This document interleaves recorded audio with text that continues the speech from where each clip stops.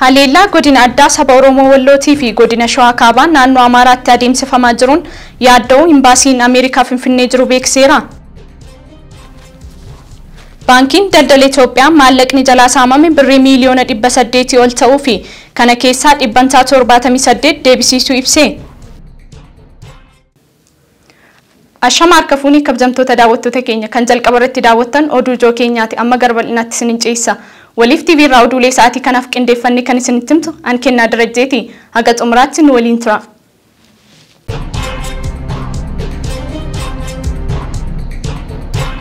Haleellaa godina addaa saba Oromoo Walloo fi godina Shawaa Kaabaa naannoo Amaaraatti adeemsifamaa jiruun yaaddoo imbaasiin Ameerikaa Finfinnee jiru beeksisee jira. Abboomaa Qaasoo dabalata qaba. Tibbana naannoo Amaaraa godina Daangaa Shawaa Kaabaa fi godina addaa saba Oromoo gidduutti hidhattoota haleellaa raawwachuudhaan lubbuu lammiilee galaafachuun gabaafamaa tureetti jira. Walitti bu'iinsa naannoo Amaaraa godina addaa saba Oromoo fi godina Kaaba Shawaa keessatti mudatee jiruun lubbuun namaa darbuu miidhaa qaamaa qaqqabuu fi qeerraa buqqa'uun lammiilee akka yaaddessu sammuu Ameerikaan guyyaarraa ibsa isheetiin mirkaneessitee jirti. Imbaasiin Ameerikaa magaalaa Finfinnee jiru karaa miidiyaa hawaasaa Facebook irratti akka maxxansetti qaamni kamiyyuu jeequmsa uumamuu uummata qeessaarraa gusuu akka hin qabnees akeekkachiisanitti jiru. Imbaasichi ibsa isaa keessatti lammiilee eegumsa kan taasifamuuf rakkoo siyaasaa walxaxaa fi rakkoo nageenyaa Itoophiyaa keessatti yaadda isaa ta'ee dhufe falagaa'uudhaaf kutannoon marii nagaa akka murteessuus ibsanitti jiru. Godina addaa saba Oromoo keessaa aanaalee haleellaan kanaaf saaxilaman aanaa Harxummee Fursee fi aanaa Jillee Dhummugaa ta'uu ammoo Waliif TV'n jiraatota irraa mirkaneeffachuun isaa kan yaadatamudha. Jiraatotni akka jiranitti ammoo haleellaan jalqabaa ji'a Ramadaan irratti eegalee garee hidhattoota faanootiin raawwatame. Haleellaa kanaan lubbuun namootaa darbuu qabeenyi manca'uu fi hedduun qe'ee fi qabeenya isaan irratti buqqa'uu jiraatotni dubbatanii kan turanidha. Rakkoo kana irratti ka'uudhaan Itoophiyaatti ambaasaaddarri Ameerikaadhaa Arviin Maazingaadhaa taateen kun mootummaa isaa akka yaaddessu ibsanitti jiru. Haleellaan kamiyyuu mudate jiraatotni qe'ee isaanii irratti buqqa'uu hin qabanis jiranitti jiru. Mootummaan naannoo Amaaraas ta'ee mootummaan federaalaa rakkoo godinaalee kana keessatti mudatee ilaalchisee hanga yoonaatti homaa hin jenne. Haa ta'uutii malee wayita haleellaan kun mudatee turetti viidiyoowwan waraabamanii miidiyaa hawaasummaa irratti gadhiifamaa turan manneen hedduun wayita gubatu agarsiisaa turanitti jiru. Jiraatotni godina addaa saba Oromoo aanaalee Harxummee Fursaa fi Jillee Dhummugaa irraa yaada isaanii madda oduu BBC'tti filatan ammoo kama saanitiin haleellaa kanaan manneen gubachuu fi lubbuun namoota darbuu ibsanitti jiru. Haleellaa fi walitti bu'iinsi torbanii oliif godinaalee kanneen keessatti raawwatamaa ture. Booda raayyaan ittisa biyyattiidhaa gara naannoo kanaatti bobba'uu maddeen addeessanitti jiru. Kana hordofee godinaalee kunneen keessatti nageenya hanga tokko argamus garuu ammallee jiraatotni yaaddoo keessa jiraachuu himanitti jiru. Jiraatotni haleellaa kanaaf garee hidhattoota faannoo ofiin jedhan kan mootummaan Finxaalayyaa Amaaraa jedhu wammuu kumatan raayyaa ittisa biyyaa walitti haleellaan kun mudatu gidduu seenee tasgabbeessuun nageenya uummataa eeguurraa bakka nagaa qabu filatee jiraataa jira jechuudhaan raayyaa ittisa biyyaas ni kumatu. Naannoo Amaaraa keessatti rakkoo nageenyaa ji'oota 8 walitti aansee mudatee hordofee labsiin yeroo muddamaa kan labsame yoo ta'u daandiin guddaan godinaalee lamaan gidduutti argamu nageenya lammiileef jecha komaandii poostii naannoo kanaa erga cufamee ji'a tokkos ta'etti jira. Godinaalee lamaan keessatti walitti bu'iinsaa fi haleellaan deddeebi'ee mudatuun hawaasni naannoo kanaa rakkoo kanaaf quba walittis qabaatee jiru. Baankiin Oromiyaa sagantaa ifxaaraa fi sadaqaa hawaasa musliimaatiif Finfinnee hoteela Sharaatanitti qopheessee jira. Udii Musaa. Baankiin Oromiyaadhaa sagantaa ifxaaraatii fi sadaqaadhaa hawaasa musliimaatiif Finfinnee hoteela Sharaatanitti qopheesseetti jira. Saganticha irrattis hojii gaggeessaan Baankii Oromiyaadhaa obbo Tafarii Mokonniinis ammoo gama isaaniitiin haasaa taasisanii turaniin baankiin isaanii bifa kana duran baraminiin sagantaa ifxaaraa maddiidatti deeggarsa qopheessuu himaniiti jiru. Akkuma beekamu Oromiyaa baankiin waggaadhaan ji'a Ramadaanaa sagantaa ifxaaraa qopheessa. Abbootii aksiyoonaa maamiltoota isaa aanteewwasaa walitti waamee too'ii jechuudha. Kuni sagantaa keenya kan idileetii barana garuu sagantaa ifxaaraa kanarratti sagantaa sadaqaallee irratti daballe. Ifxaara irratti bara kana yeroo jalqabaatiif sagantaan akkasii yeroo baay'ee waan baramee miti. Ifxaaruma warri irree qabu ifxaara nyaatee addaan deema. Kana biratti miskiinota illee maaliif hin gargaarre jennee too'ii sagantaa sadaqaa kanallee itti daballee too'ii qindeessinee too'ii akkuma argitan dhaabilee 4 warra ijoollee maanguddoo dubartoota warra dhukkuba adda addaatiin qabamee too'ii rakkatu warra gargaaruuf gumaacha goonirraa jechuudha. Pirezidaantiin mana marii olaanaa dhimmoota Islaamummaa Itoophiyaadhaa Dr. Kabajaa Haaji Ibrahim Tufaa haasaa sagantaa kanarratti taasisaniin baankiin Oromiyaadhaa Itoophiyaa keessatti baankii yeroo jalqabaatiif kenna tajaajila baankii dhalarraa bilisaa gama foddaatiin eegalchiise ta'uu yaadachiisaniiti jiru. ኦሮሚያ ባንክ በነገራችን ላይ ሁላችንም እንደምናውቀው ባንኪን ኦሮሚያ ሁንዲ ኬኛ ሁንዲ ኬሰን አኩማ ቤኑ ቢያቴኛቲ የሮ ረክነራ ቱሬፊ የሮ ጭንቀማ ቱሬቲ የሮ ማለቃ ኬኛ ኤሳ ካወነ ጀኔ ረካቻ ቱሬቲ አካሱማስ yeroo abbootii fi akaakileen keenya maallaqa keenya eessa kaawwannu jedhanii rakkachaa turanitti sadarkaa biyyaatti akka Itoophiyaatti baankii tokko jechuun yeroo jalqabaatiif tajaajila baankii dhalarraa bilisaa gama foddaatiin nuuf banee fi isiniif banuun balbala saaqee baankii duraati. Hojii gaggeessaan baankii Oromiyaadhaa obbo Tafarii Mokonniinis ammoo gama isaaniitiin baankiin isaanii kun tajaajila baankii dhalarraa bilisaa Oroo Barakaa waggaa 10 dura biyyattii keessatti yeroo jalqabaatiif eegalchiisee ture har'a ammoo waggaa 10ffaa isaa kabajachaa jiraachuu dubbateeti jira. Tajaajila baankii dhalarraa bilisaa biyya tanatti waggaa 10 dura baankii kanatu galche barana waggaa 10ffaa keenya kabajaa jirra. Tajaajila baankii dhalarraa bilisaallee isa Oroo Barakaa jennuuni waggaa 10ffaa kabajaatii jirra. Tajaajilli isaallee baay'ee dagaagaa jira. Maamiltoota akka miliyoona 1.4 horanneerra. Qusannaan maamiltoota kanarraa walitti sassaabne immoo akka birrii miliyoona 8.5 gaheera. Kanuma fayyadamnee immoo faayinaansiidhaan akka birrii biliyoona 5.1 ummataaf deebinee rabsineerra jechaadha. Dameelee qabnu keessaallee damee 560 qabnu keessaa dameen 43 walumaa galatti tajaajila baankii dhalarraa bilisaa kana kennaatii jiran jechuudha. Kanaafuu guddinni biizinasii keenyallee dagaagaa jira. Uumama isaallee eegnee deematii jirra. Walitti maknu isa baramee fi isa dhalarraa bilisaa shari'aa pirinsipilii eegnee sirriitti of eeggannee qulqullinaan gaggeessaa jirra. Sagantaa ifxaraatii fi sadaqaadhaa baankiin Oromiyaa qopheessee ture kanarratti dhaabbileen gargaarsa argatanii turanis ammoo yaada miidiyaaleef kennaniin baankiin Oromiyaadhaa kanaan dura tumsa garaagaraa taasisaa fi akka ture himuudhaan tumsa isaanii taasifamee turettis ammoo gammachuu akka qaban ibsaniiti jiru. Baankiin kun har'a nuuf haaraa miti.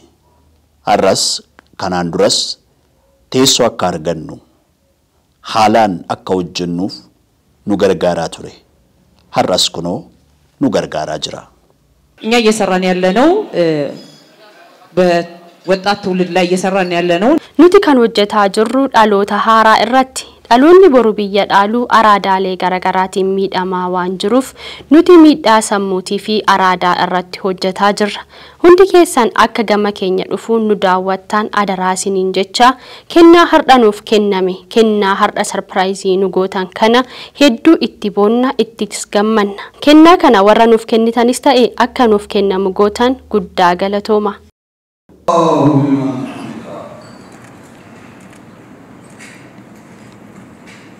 Profeesar Gabbisaa Ejjetaa ammas badhaasa kan biroo argachuuf Profeesar Gabbisaa Ejjetaa cichoomina Afrikaa keessa beelli akka baduuf qorannoo taasisaniif Yuunivarsiitii Paarduu Guddicharraa badhaafamuuf akka jiran himame.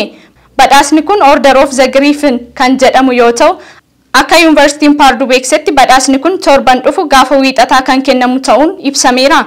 Profeesar Gabbisaan jalqaba waggaa kana badhaasa olaanaa saayintistootaaf US keessatti kennamu meedaaliyaa biyyaalessaa saayinsii yookaan ammoo National Medal of Science badhaafamaniiru. Badhaasni Profeesar Gabbisaan amma fudhachuuf jedhan tajaajila guddaa namoonni Yuunivarsiitii Paarduuf darbees addunyaaf fayyadeef gumaacha taasisaniif akka beekamtiitti kennamudha. Lammiileen gara biyya alaa hojiif deeman karaa seera qabeessaan deemuun miidhaa isaanirra gahurraa of baraaruu akka qaban ministeerri hojii fi ogummaa aadde Mufaariyaat Kamiilaan hubachiisaniiru. Liyaa Taaddasaa dabalata qabdi. Lammiileen gara biyya alaa hojiif deeman karaa seera qabeessaan deemuun miidhaa isaanirra ga'urraa of baraaruu akka qaban Ministeerri Hojii fi Ogummaa Aadde Mufaariyaat Kamiil hubachiisan. Aadde Mufaariyaat Kamiil akka jedhanitti jijjiirama sadarkaa biyyaatti taasifame hordofee kan hundeeffame Ministeerri Hojii fi Ogummaa waggoota darban gaaffii hojii lammiileen qaban karaa guutuu ta'e deebisuu fi hojiiwwan dandeessisan hojjechaa jira jedhan. Tajaajila si'ataa fi qulqullina qabu lammiileef karaa haqa qabeessaa fi walqixa ta'e kennuuf teekinooloojiin deeggaramuun hojjetamaa jiraachuus himaniiru. Kana cinatti sadarkaa biyyaatti kolleejjonni teeknikaa barnootaa fi ogummaa riiformii leenjii ogummaa irratti xiyyeeffate akka taasisan ogeessa dorgomaa fi ga'umsa qabu oomishuuf tattaaffiin taasifamaa jiraachuu himanii jiru. Lammiileen haala kanaan leenji'anii hojii hin qabne biyya keessaa fi alatti carraa hojii akka argatan taasisuuf hojii hojjetameen bu'aan fooyyee qabu argamuu eeraniiru. Lammiileen hojiif gara biyya alaa dhaqan bu'uura sirna odeeffannoo gabaa Itoophiyaan tajaajila si'ataa kennuuf hojiin dandeessisu eegalamuu himanii jiru. Adeemsi hojii kun qaamolee dhimmi ilaallatu waliin qindaa'uun komii kanaan dura kanfaltiin guddachuu fi kenniisi paaspoortii harkifataa ta'uu hambisuu danda'eeras jedhanii jiru. Kanaaf lammiileen adeemsa seera qabeessa diriiree jiru kana fayyadamuun rakkoo yeroo karaa seeraan ala deeman isaan mudatu kanneen akka lubbuu, qabeenyaa fi maallaqa isaanii akkasumas nageenya isaaniirra gahurraa of baraaruu qabus jedhan. Akkasumas hawaasni kanneen hojii seeraan alaa hojjetan saaxiluu akka qabanis dhaamaniiru. Bara kana ji'a 7 qofa keessatti biyya keessatti lammiilee miliyoona 1.5 oliif carraan hojii dhaabbii uumamuu himanii lammiilee 243 oliif immoo biyyoota adda addaatti carraan hojii uumamuu fi himaniiru. Carraan hojii biyya alaa hojii dippiloomaasii olaanaa fi waliigaltee adda addaan argamu faayidaawwan hedduu kan qabu ta'us himuun keessaayyuu hojjetanii harka isaanii duwwaa akka hin deebineef adeemsa qusannaa teelee birri waliin ta'uun diriirsuu fi himan. Kunis lammiileen yeroo gara biyya isaaniitti deebi'an qabeenya qabatanii deebi'uu qofa osoo hin taane sadarkaa investaraatti kan isaan geessisuu danda'udha jedhanii jiru. Tajaajila oduu Itoophiyaa wabeeffanne. Baankiin Daldala Itoophiyaa maallaqni jalaa saamame birrii miliyoona 800 ta'uu fi kana keessaa 78 deebisiisuu ibsee Taarikuu Baqqalaa dabalata qaba. Baankiin Daldala Itoophiyaa maallaqni jalaa saamame birrii miliyoona 800 ol ta'uu fi kana keessaa 78 deebisiisuu ibse. Baankiin Daldala Itoophiyaa rakkoo siisteemii bitootessa 15 bara 2024 isa mudateen wal qabate maallaqa jalaa saamame birrii miliyoona 800 ol ta'uu fi haga ammaatti birrii miliyoona 623 yookaan 78 deebisiisuu beeksiseera. Baankichi carraaqqii maallaqa jalaa saamame deebisiisuuf taasisee tureen sadarkaa irra ga'ee fi tarkaanfiin fudhatame ilaalchisee ibsa har'a laateen yaalii guyyaa jalqabaa irratti taasifameen akkaawuntii maamiltoota 10,000 fi 727 irraa birrii miliyoona 41.6 deebisiisuun akka danda'ame eereera. Hojii torban darbe hojjetameen maamiltoonni baay'een fedhii isaaniin maallaqa fudhatan kan deebisan ta'us maamiltoonni 567 ta'an garuu haga ammaatti maallaqa fudhatan birrii miliyoona 9.8 akka hin deebisne baankichi eereera. Addis istaandardi waabeffanne. Agaappee Moobiliitti Itoophiyaa waajjira muluu Wengeelii naannoo Kibba Bahaa fi waajjira dhimma hojjetaa fi hawaasummaa godina Baalee waliin ta'uun qaama miidhamtootaaf deeggarsa wiilcharii taasisaniiru. Qaama miidhamtoonni deeggarsicha argatanis rakkoo asiin dura ture kan isaaniif salphisu ta'uu kaasuun qaama deeggarsicha taasiseefis galateeffataniiru. Pirezidaantiin waajjira muluu Wengeelii naannoo Kibba Bahaa obbo Gammee Girmaa waajjirichi bara darbe qaama miidhamtootaaf deeggarsa wiilcharii 54 kan taasise ta'uu eeruun bara kanas Agaappee Moobiliitti Itoophiyaa waliin ta'uun qaama miidhamtootaaf wiilcharii 37 deeggarsa taasisuu isaanii dubbatan. Itti gaafatamtuun waajjira dhimma hojjetaa fi hawaasummaa godina Baalee Aadde Gannoo Amaan gara fuulduraattis dhaabbilee garaagaraa hirmaachisuun qaama miidhamtootaaf deeggarsi garaagaraa akka taasifamuu fi xiyyeeffannoon kan hojjetan ta'uu dubbatan. Itti gaafatamaan waajjira bulchiinsa godina Baalee obbo Muktaar Maamiyyaa qaamolee deeggarsicha taasisan galateeffataniiru.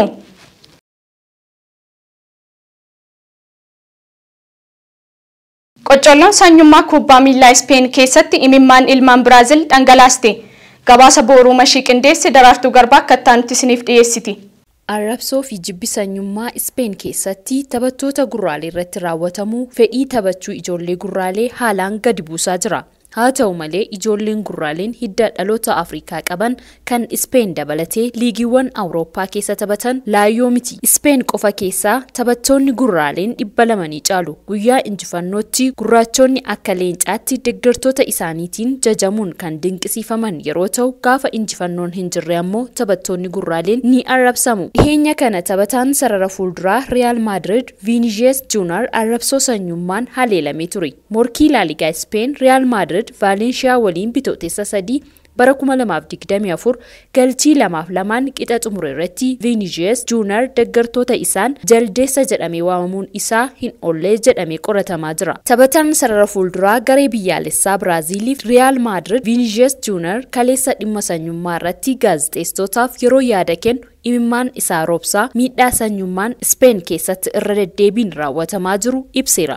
Sababa haleellaa kanaa kubbaa miilaa taphachuuf illee rakkachaa akka jirus dubbatee jira. Vinicius Junior yaada kana gaazexeessitootaaf kan kenne tapha galgala kana gareen biyyaalessaa isaa Biraaziliif gareen kilaba Spain inni keessa taphatu waliin taasisan irratti yeroo gaazexeessitootaaf yaada itti kennanittidha. Junior nagaama dubbachaa ture. Garuu yeroo waa'ee arrabsoo sanyummaa yaadatutti miiraan guutamee imimmaan buusee boy. Vinicius Spain keessatti yoo xiqqaate si'a 10 ol haleellaa sanyummaaf saaxilameera. Inni amma dargaggeessa ganna 23ti. Taphataa sarara fuulduraa fi collee amma gatii guddaa baasuu danda'udha. Bara 2018 irraa eegalee Real Madridiif taphachuu eegale. Taphni har'a Biraazil Spain waliin taphatu kun dirree kilaba isaa kan Real Madrid Santiago Bernabéu keessatti geggeeffamuuf deema.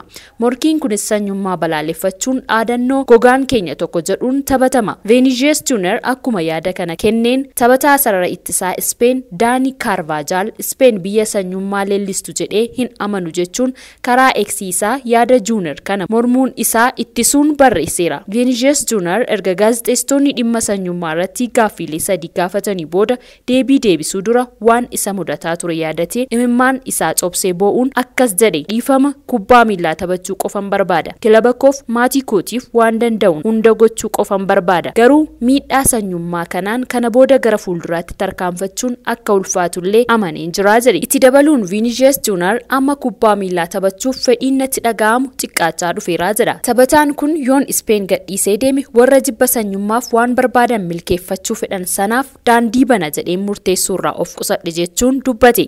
Kanaaf Vinicius Junior dhumarratti Spain gadhiisee deemuun tasuma sammuu koo keessa hin jiru jechuun yaada isaa ibsateera.